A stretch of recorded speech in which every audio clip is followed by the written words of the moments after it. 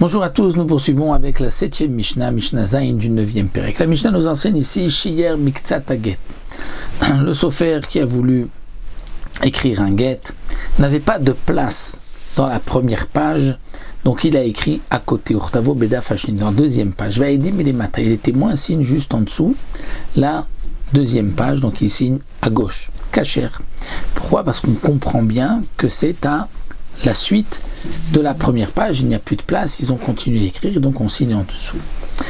La Mishnah continue, Khatmo et Dim Berosh Adaf. Si les témoins ont signé en haut de la page, ou Minatsad sur le côté, ou Machora, vous derrière, alors que c'est un get Pashut et pas un get Mekouchar comme nous avons vu, un get simple, c'est-à-dire que le get Mekouchar ont plié, ont signé sur le dos du get. Ici le get Pashut, il faut signer à l'intérieur.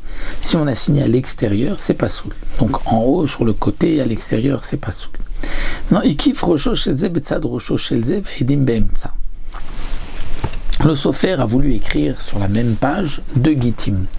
Donc il a mis la tête de l'un ici, la tête de l'autre là, c'est-à-dire que il a écrit, donc dans la page, il écrit le get, on va dire le get qui est sur la page de droite, il commence le get au milieu de la page vers la droite.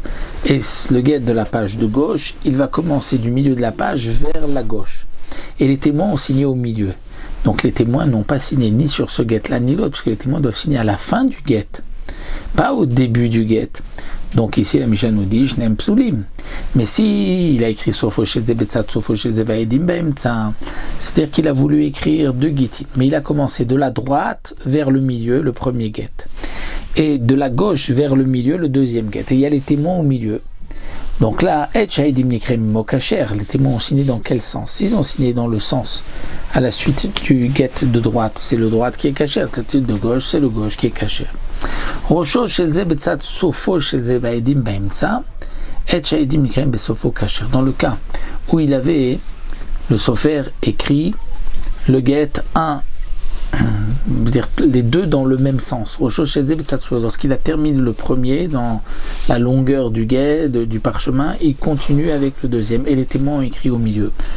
Eh bien, là où on pourra lire les témoins avec le get, c'est caché.